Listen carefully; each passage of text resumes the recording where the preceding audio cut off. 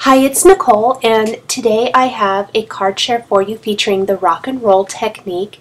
This is a technique that Chrissy from Mama Elephant and I did for our class for True Stamp 2014. And I just wanted to share a quick video showing you what it's all about in case you might be interested in purchasing our individual class available now from the True Scrap event. So rock and roll stamping is where you take one or two or more colors of ink and apply them to a single stamped image. Usually a solid stamped image is going to work the best. And you can see I inked up my picture stamp here. This is a picture or vase from the Sweet Havana Mama Elephant stamp set.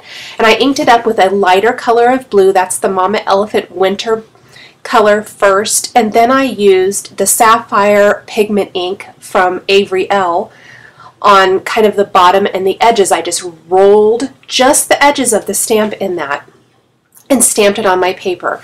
And you can see I have two different shares there. One of them I felt like it didn't blend as nicely. It kind of has those harsh lines.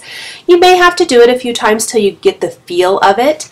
I'm doing the same thing for these florals as well that I'm going to be sticking out of the top of the vase.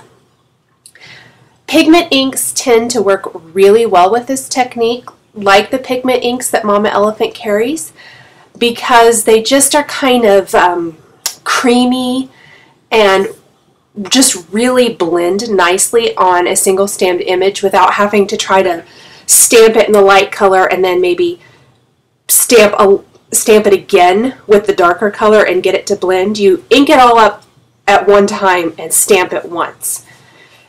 One of the questions we got is, do you ruin your stamp pads by, getting the ink on the other one? I haven't had any trouble with that as long as I clean it up right away. No discoloration or things like that. I just take a wipe or paper towel and wipe that other color of ink off of my ink pad right away. You probably saw me doing that a minute ago. Because it's sitting up on top of your ink pad still. It's not pressed down and into it. It hasn't sat on the top to, be absorbed into your ink pad. So I just clean it up right away and I have no problem at all. It also helps that I generally use complementary or colors of ink in the same color family. So I'm using like pinks and reds together, or the shades of blue or shades of green, things like that. So I am just going to stamp a few more little pieces here. There's another one. You can see how it goes from light to dark by using the Mama Elephant blush and apple inks together.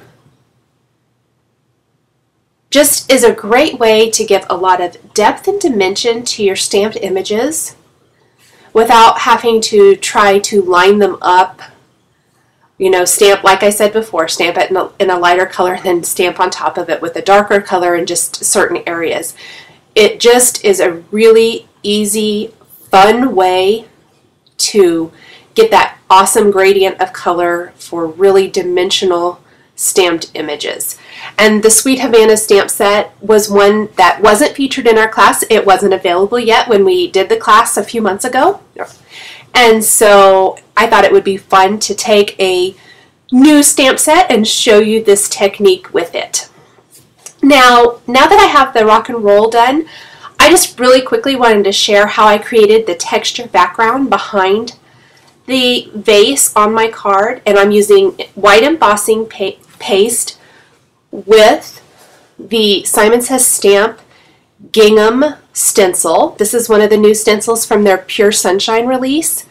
And I love white on white. You could also add some ink to the embossing paste to change the color if you wanted it to, be a different color. However, I wanted my vase and florals to really stand out. So I chose to do white on white, which just gives a really fun texture. I thought it would be fun to share this one just because it really does look cool when you lift that stencil up and the texture shows on the paper. It's a really fun texture. I'm smoothing it out pretty good here, and I covered the entire paper, and I did have to, after it dried, I trimmed it down for my card. And see there, I lifted it up. It's like magic. I just love how that looks. In real life, it's an awesome texture.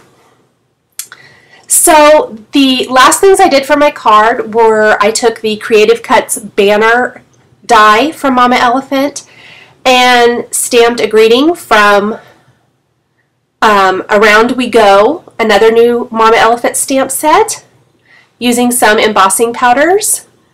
And then I used the Fem Frames die behind my embossing paste piece, and I stamped the background of my card on soft navy cardstock from Simon Says Stamp using a background stamp from My Favorite Things.